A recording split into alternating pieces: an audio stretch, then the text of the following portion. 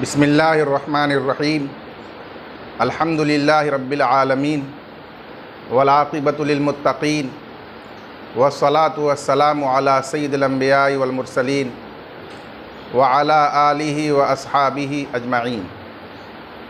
अम्मा बाद फ़अऊज़ु बिल्लाहि मिनश शैतानिर रजीम। बिस्मिल्लाहिर्रहमानिर्रहीम। लक़द कान लकुम फ़ी रसूलिल्लाहि उस्वतुन हसनह। सदक़ल्लाहुल अलीयुल अज़ीम। बिरादरान इस्लाम, बुज़ुर्गान मोहतरम, नौजवान साथियों और अज़ीज़ बच्चों, आज 12 रबीउल अव्वल की मुबारक तारीख़ है। मशहूर कौल के मुताबिक इसी तारीख़ में हम सबों के आका व मौला सरकार दो आलम अहमद मुज्तबा मुहम्मद मुस्तफ़ा सल्लल्लाहु अलैहि वसल्लम की वलादत बासआदत हुई। इस मुनासबत से हमारी और आपकी ज़िम्मेदारी है कि हम रसूल पाक सल्लल्लाहु अलैहि वसल्लम की पाकीज़ा सीरत का मुताला करें, ख़ुद को उसका नमूना बनाने की जिद्दोजहद करें और अपने मुआशरे, अपने मुल्क, बल्कि पूरी दुनिया में आप सल्लल्लाहु अलैहि वसल्लम की सीरत, आपकी तालीमात और हिदायत को आम करने की फ़िक्र करें। अल्लाह तबारक व तआला हमारे लिए इसे आसान फ़रमाएँ और हमें इसकी तौफ़ीक़ नसीब फ़रमाएँ। आमीन या रब्बल आलमीन। ज़ाहिर सी बात है कि इस मुख्तसर से वक्त में सीरत के तमाम पहलुओं का इहाता करना मुमकिन नहीं है, इसलिए मैं आपके सामने इख्तिसार के साथ चंद अहम पहलुओं का जायज़ा लेने की कोशिश करूँगा। हुज़ूर सल्लल्लाहु अलैहि वसल्लम की जब बैसत हुई और गार हिरा में आपको पहली वही से सरफराज किया गया और वहाँ से आप इंसानियत की हिदायत, फ़लाह व कामयाबी, अमन व अमान और तरक्की का नुस्खे कीमिया लेकर आप इंसानियत के सामने रूबरू हुए, तो आपको हुक्म दिया गया वस्दा बिमा तुमर। ऐ नबी, आप अलल ऐलान उन बातों को लोगों के सामने पेश कीजिए जिनका आपको हुक्म दिया जा रहा है। चुनांचे हुज़ूर सल्लल्लाहु अलैहि वसल्लम ने सफ़ा पहाड़ी पर, जो उस ज़माने का सबसे बेहतरीन इबलाग का ज़रिया था, तशरीफ़ ले जाकर कुरैश के तमाम कबीलों को नाम बनाम याद फरमाया। चूँकि आप सादिकुल अमीन थे, लोगों को आप पर मुकम्मल एतमाद था, सारे लोग जमा हुए तो आपने वो ऐलान फरमाया जो दुनिया का अबदी ऐलान था, सबसे कीमती और सबसे मुफीद ऐलान था। या अय्युहन्नास क़ूलू ला इलाहा इल्लल्लाह तुफ़्लिहू। ऐ लोगो, ला इलाहा इल्लल्लाह कहो, यानी ये तस्लीम कर लो कि अल्लाह के सिवा बंदगी के कोई लायक नहीं है, तो तुम कामयाब हो जाओगे। ये दुनिया भी तुम्हारी, आखिरत भी तुम्हारी, मखलूक भी तुम्हारी और खालिक भी तुम्हारे हो जाएंगे। ये ऐलान आपने फरमाया। ये ऐलान आपने इतनी मजबूती, इतनी पुख्तगी और एतमाद के साथ फरमाया कि इंसानियत के एक एक कान में ये ऐलान पहुंचा। वो बिजली का कड़का था या सौते हादी, वो बिजली का कड़का था या सौते हादी, अरब की ज़मी जिसने सारी हिला दी। ये ऐलान कोई मामूली ऐलान नहीं था, ये एक इनकलाबी नारा था। या अय्युहन्नास क़ूलू ला इलाहा इल्लल्लाह तुफ़्लिहू। ये इनकलाबी नारा था।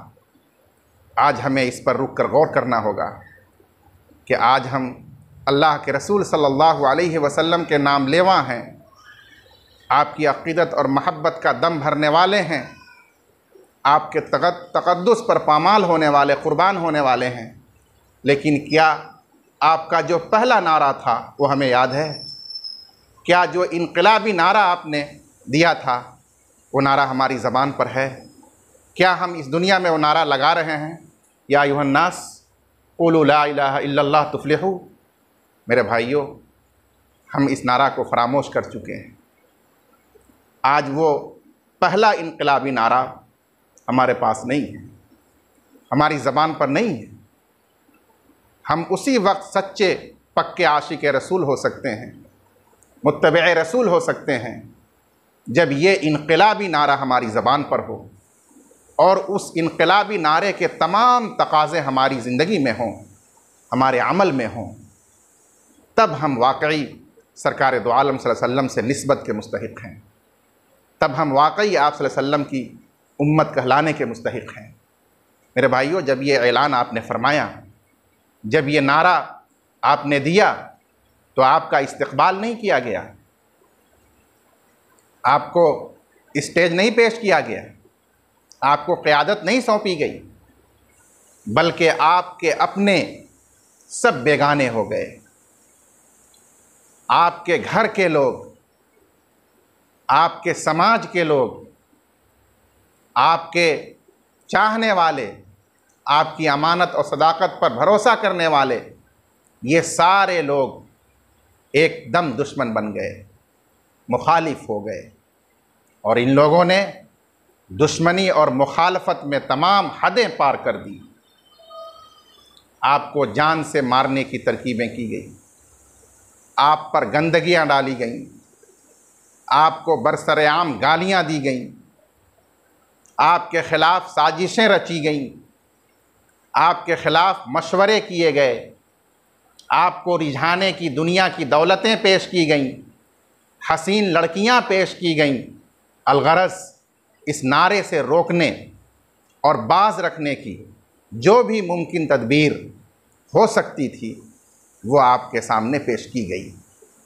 तरह तरह से आपको आज़माया गया, इतना आज़माया गया कि ख़ुद आप सल्लल्लाहु अलैहि वसल्लम ने फरमाया कि मुझे अल्लाह के लिए, अल्लाह के रास्ते में जितना आज़माया गया उतना किसी फ़र्द बशर को नहीं आज़माया गया।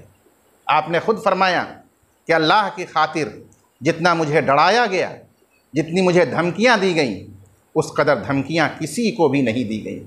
और ये सिलसिला सिर्फ़ आपकी ज़ात तक महदूद नहीं रहा, बल्कि आप सल्लल्लाहु अलैहि वसल्लम के नाम लेने वाले जो मुट्ठी भर सहाबा किराम थे, जिन्होंने इस ऐलान पर लब्बैक कहा था, उन पर तो जुल्म की इंतहा कर दी गई, तमाम मजालिम के पहाड़ तोड़ दिए गए।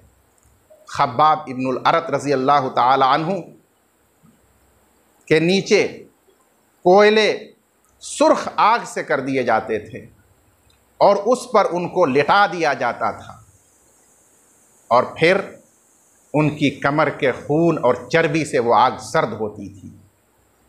पूरा बदन उसके ज़ख़म से, उसके फोड़े से, उसकी पीप से मुताफ़िन हो जाता था। तकलीफ़ जो पहुँच सकती थी उसका अंदाज़ा आप लगा सकते हैं। ये अज़ियतें दी गई। हज़रत बिलाल के साथ क्या किया गया वो भी आपको मालूम है। हज़रत खब्बाब के साथ क्या किया गया, हज़रत अम्मार के साथ क्या किया गया। ख़ुद हज़रत अबू बकर सिद्दीक़ रज़ी अल्लाह अन्हु जैसे मायानाज़ सहाबी, जिनका समाज में, मुआशरे में एक मकाम और रुतबा था, उनके साथ क्या किया गया। कोई भी आजमाइश से नहीं बचा। जब अल्लाह के रसूल सल्लल्लाहु अलैहि वसल्लम की ज़ात अक़दस आजमाइशों से नहीं महफूज रह सकी, तो आपके नाम लेवा मुट्ठी भर सहाबा कैसे महफूज रह सकते थे। ये है वो सीरत का हिस्सा जो आज हमें इस्तिक़ामत की तालीम दे रहा है, आज हमें सब्र की तालीम दे रहा है कि आपने अपने मुखालिफीन के साथ क्या बर्ताव किया, क्या रवैया इख्तियार किया। हज़रत खब्बाब आपकी खिदमत में हाजिर होते हैं और अपनी तकलीफ़ की शिकायत करते हैं। आप फरमाते हैं कि सब्र करो। वो अर्ज़ करते हैं कि या रसूल अल्लाह कैसे सब्र करूं। अपनी चादर कमर से हटा देते हैं और वो फोड़े, वो आग के ज़ख़म, उसमें भरी हुई पीप खोल खोल कर दिखाते हैं, रोते जाते हैं। आप सदमे की शिद्दत से खामोश हो जाते हैं। लेकिन आप फरमाते हैं खब्बाब सब्र कर। ये सब्र व तहम्मुल, बर्दाश्त और इस्तिकामत मामूली चीज़ नहीं है। कोई भी इनकलाब कामयाब उसी वक्त होगा, कोई भी सही और अच्छी तब्दीली उसी वक्त आएगी जब उसकी आबियारी कुर्बानियों से की जाएगी, जब उसको आजमाइशों से सींचा जाएगा, तब वो इनकलाब ज़मीन पर उतरता है, तब वो तब्दीली समाज और फ़र्द में पैदा होती है। उन तमाम इनकलाबात की आजमाइशों से, उन तमाम तकलीफ़ों से, मसाइब से आप सल्लल्लाहु अलैहि वसल्लम को और सहाबा को क्यों गुजारा गया? ताकि रहती दुनिया में क़यामत तक के लिए ये सब के लिए नमूना बने। उम्मत मुस्लिमा आइंदा मुख्तलिफ़ मराहिल में एक से एक मसाइब और मुश्किलात में मुब्तला होगी और होती रहेगी, लेकिन उसके लिए ये उसवा और नमूना होगा कि 13 साला मक्की दौर में आपके अपने बेगाने थे, दुश्मन जान के बने हुए थे, आपके चाहने वालों पर अरसा हयात तंग कर दिया गया था, कोई हरबा कोई कसर नहीं छोड़ी गई थी, लेकिन आपने क्या किया उनके साथ? आपने सिर्फ सब्र किया, खुद भी सब्र किया और अपने मानने वालों को भी सब्र ही की तलकीन की। लेकिन सब्र के माने ये नहीं कि आप ईमान व अमल में नरम पड़ गए। सब्र के साथ आपने इस्तिकामत इख्तियार की कि जमे रहे आप अपने उस ऐलान पर, उस ऐलान के तमाम तकाज़ों पर। ज़र्रा बराबर भी सरे मुँह आपने उसमें कोई रवादारी और नरमी इख्तियार नहीं की। आपने अलल ऐलान फरमा दिया कि अगर ये मेरे एक हाथ में चाँद और दूसरे हाथ में सूरज ला कर रख दें, फिर भी मैं अपनी इस दावत से, अपने इस ऐलान से और इसके तकाज़े से सरे मुँह बाज नहीं आ सकता। यह इस्तिकामत कहलाता है। आज हमारे पास जो ईमान की दौलत है, आज हमारे पास जो इस्लाम की दौलत है, आज हमारे पास जो अमाल सालिहा अखलाक़ तय्यबा की दौलत है, ये मामूली दौलत नहीं है। ये हमारे पास हमारी सबसे कीमती दौलत है, कीमती मता है।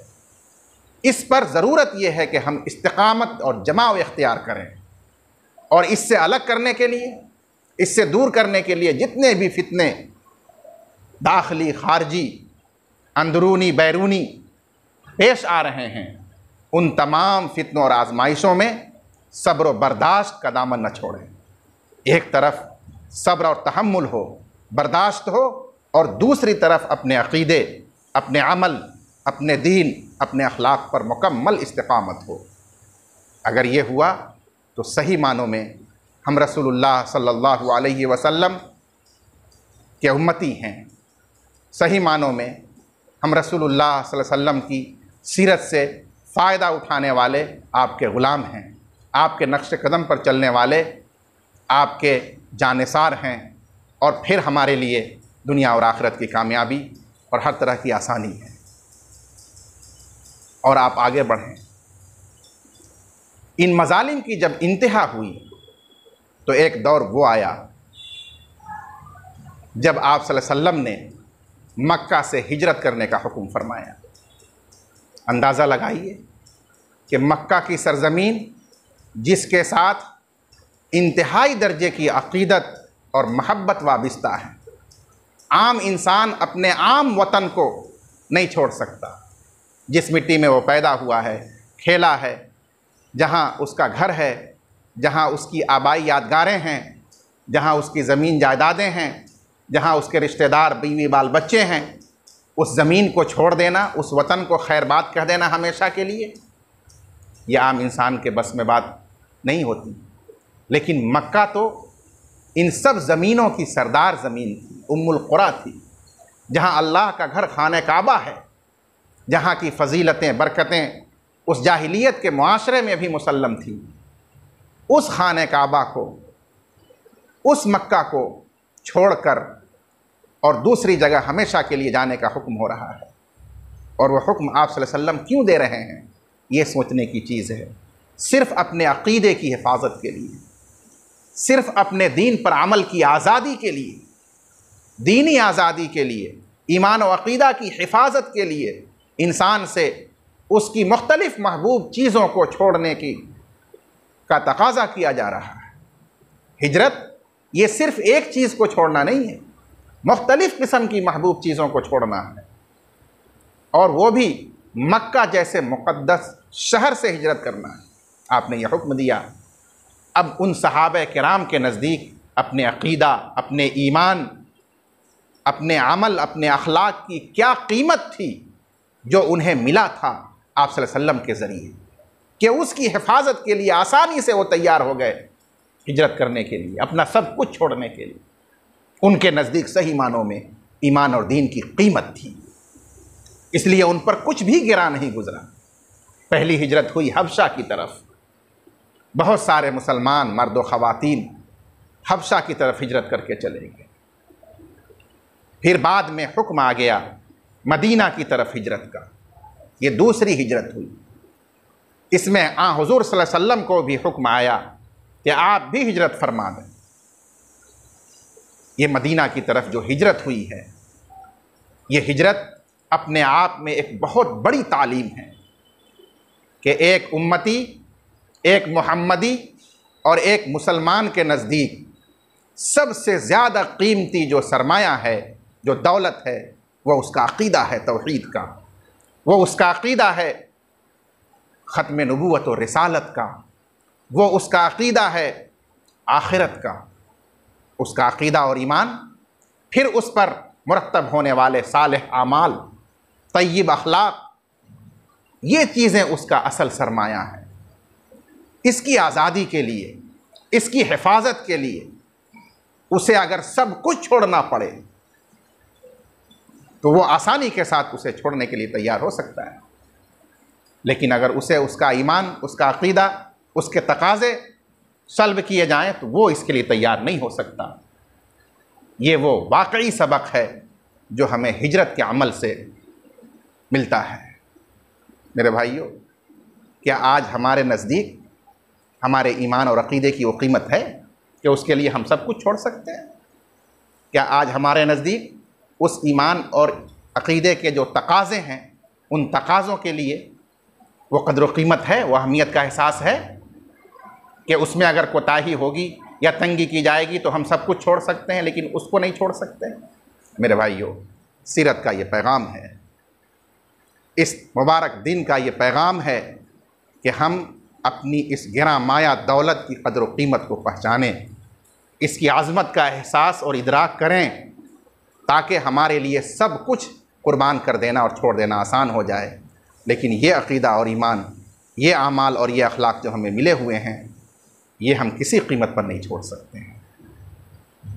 रब्बना तक़ब्बल मिन्ना इन्नका अंतस समीउल अलीम व तुब अलैना इन्नका अंतत तव्वाबुर रहीम व सल्लल्लाहु अला खैर खल्क़िही मुहम्मदिन व आलिहि व सहबिही अजमईन बिरहमतिका या अरहमर राहिमीन।